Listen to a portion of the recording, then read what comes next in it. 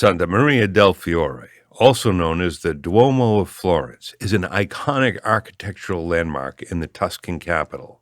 It's a stunning masterpiece of architecture and stands as one of the most recognizable buildings in Europe. The great dome that covers the structure was designed by Filippo Brunelleschi and completed in 1436, making it one of the oldest domes still standing today. I traveled to Florence specifically to see the cathedral. Before visiting, I wanted to see the cathedral scale within the city's context. I walked south from the train station and crossed the Arno, the large river that runs east and west through the town. After crossing at the Ponte al Grazi, I hiked up the hill to the Giardino del Rossi. There was a lookout point where you could look north across the river and see nearly the entire city. The cathedral is nestled within the urban fabric, soaring high above the rooftops. The scale was unlike anything I'd seen before. I have this photograph from this vantage point. The next day I got a cup of coffee at the Piazza del Duomo and tried to absorb the architecture. Before entering, I wish I had better understood the rich and complex history behind this building. Only after my visit did I dive deeply into its past and how the building came to fruition. It's a story worth hearing. The beginnings of Santa Maria del Fiore. Before the structure we see today was constructed, there was an old church called San Reparata. At the time, Florence was growing into a major city in Europe. Its wool and banking industries were flourishing, and some of the most luxurious cloth in Europe came from Florence. The financial success catalyzed a reawakening of arts and architecture.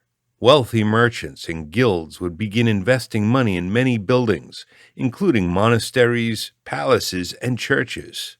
A building boom of this sort had yet to be experienced since the Roman Empire.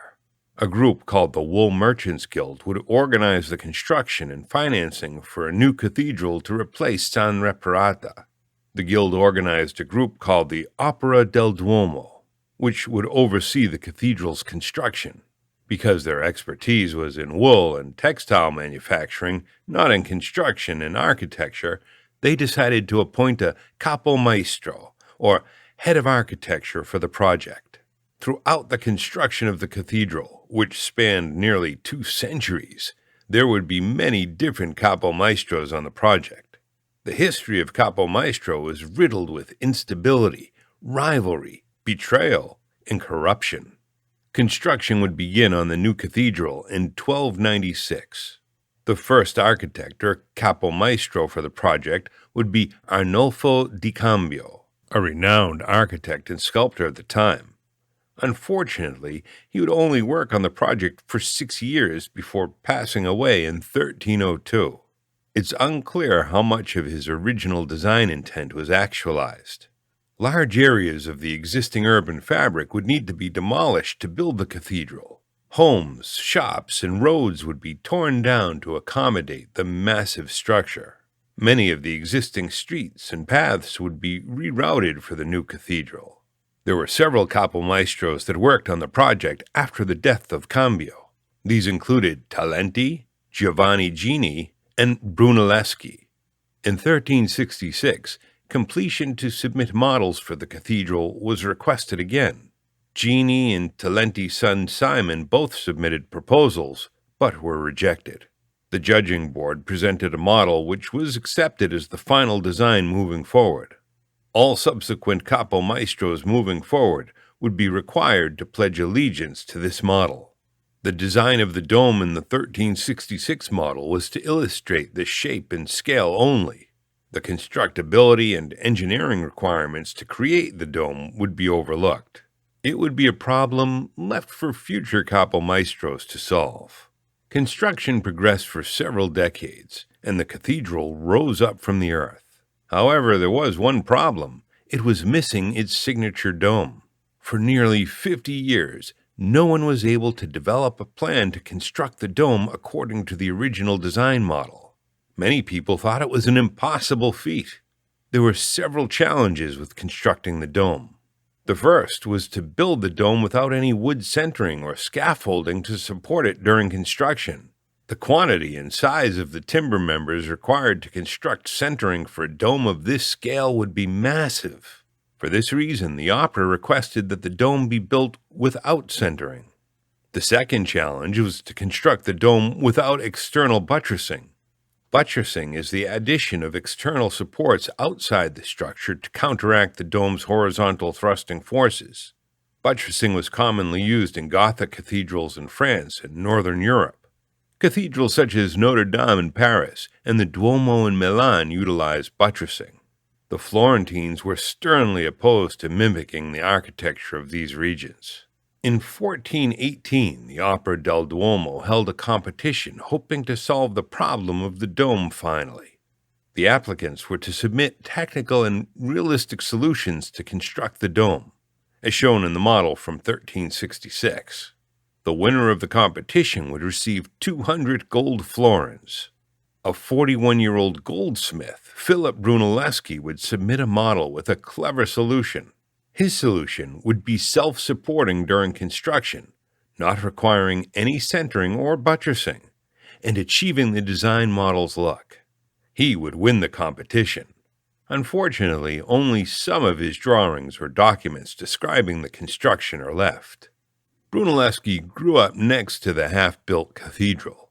He undoubtedly watched the structure's construction and became enamored with the construction process. As a young man, Brunelleschi became a master goldsmith. He would enter the competition for decorative bronze plates on the baptistry next to the cathedral. A group of 36 judges would determine the outcome of the competition. The artists were given 1 year to complete their submissions. Brunelleschi and Lorenzo Ghiberti would be the two finalists.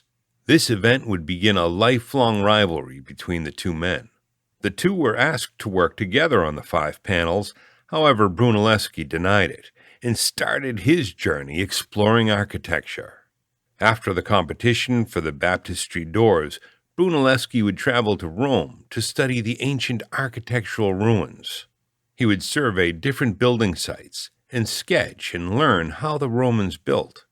This trip would be inspirational for his development as an architect and prime him for his return to Florence.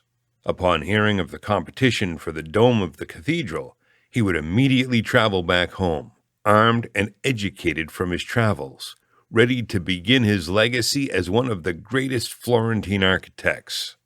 Brunelleschi's solution for the dome. Brunelleschi would design a double shell dome.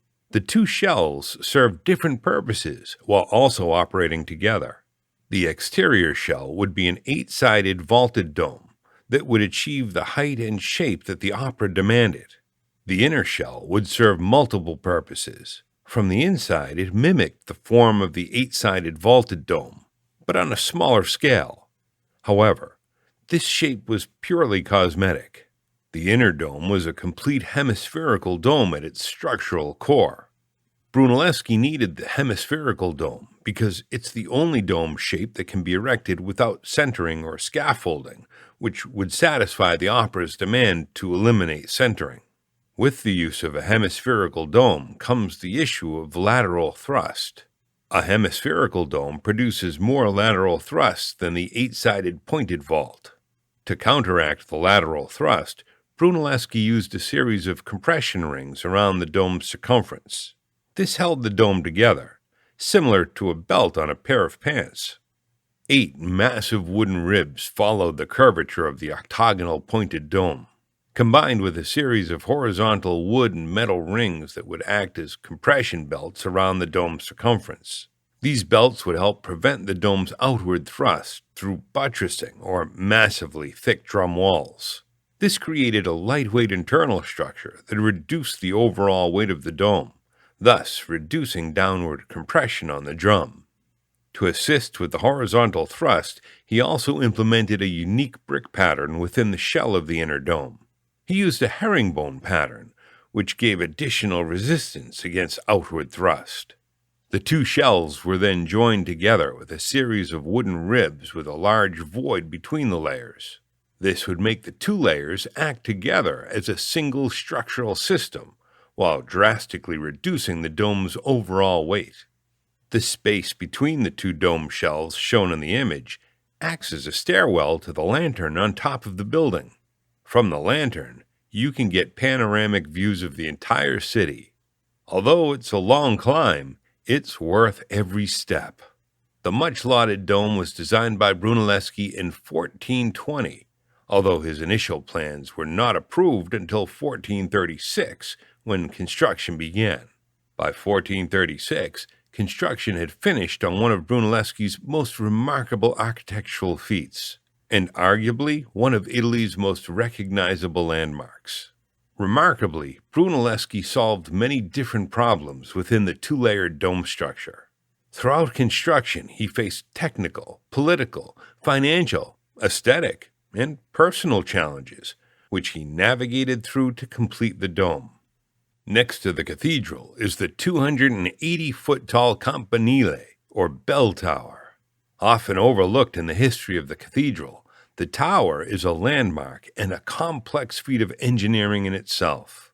The tower was completed in 1359, taking nearly 2 decades to finish. The campanile sits on the southwest side of the cathedral. It's rectangular in plan, with octagonal buttresses on all 4 corners. It has graduated orders, with the heaviest at the bottom and reducing visual and structural weight towards the top. There are openings towards the top that allow for the operation of the bell tower. Like the campanile, the baptistry doesn't receive the attention it deserves. The baptistry was the principal religious monument and preeminent symbol of faith in Florence before the cathedral was built. The structure is octagonal in plan, with a projecting apse to house the altar. Inside is a massive volume, with the lower portion of the drum being distinctly Roman. The interior proportions and dimensions are derived from the Roman pantheon. The history of the baptistry has yet to be discovered. There are theories that there was once an old Roman temple built at this location. There were excavations made that uncovered foundations dating back to the Romans. In 897 AD, some documents record the baptistry on site. The baptistry was reconstructed in 1059 by Pope Niccolo II. Although we don't know exactly when the structure was clad in its white and green marble skin, it most likely occurred shortly after the reconstruction. The dome of the baptistry is 85 feet in diameter. Although the inside of the structure references the Pantheon, the dome is different in that it consists of 8 curved segments instead of a coffered system. The competition for the baptistry doors was a momentous event that helped to introduce Brunelleschi to the construction of the cathedral. Although ultimately unsuccessful, it left a chip on his shoulder to prove himself later in life with the dome's design. Criticism of the Florence Cathedral. It cannot be denied that the Florence Cathedral is a masterful work of engineering genius. Its scale, craftsmanship, and ingenuity are impressive. However, with a structure this large, my expectation for the space created inside was very high. Unfortunately, the atmosphere and the interior space of the cathedral were underwhelming. The inside appeared dark and dingy, with insufficient natural light, especially at the human scale. It seemed that the cathedral fell victim to a classic architect syndrome, which is to put all the emphasis on the exterior form, materials, and engineering of the building while letting the interior spaces be an afterthought. The exterior detailing on the building is far more intricate and beautiful than the interior. Although the design objective was to eliminate buttressing, a technique used in Gothic cathedrals to allow for larger openings, there must have been another way to allow more natural light into different parts of the building. This may have been exacerbated by the seemingly flat and dull interior finishes in the cathedral. Throughout the vaults and walls there is a single flat plaster finish. It's understood that this was the aesthetic trend at the time. However, the overall effect of the interior spaces was insufficient given the stature and intent of this cathedral. In conclusion, in addition to being an iconic landmark in Italy, Santa Maria del Fiore has become an integral part of the Florentine culture and economy. Santa Maria del Fiore is more than just another cathedral or religious building, but instead gives both spiritual and aesthetic purposes, thus making it a truly unique place, worth visiting if you ever get the chance to do so. With its intricate details crafted by some of Italy's greatest minds throughout history, combined with spectacular views over Florence, there's no denying why this majestic building continues to draw millions of visitors year after year.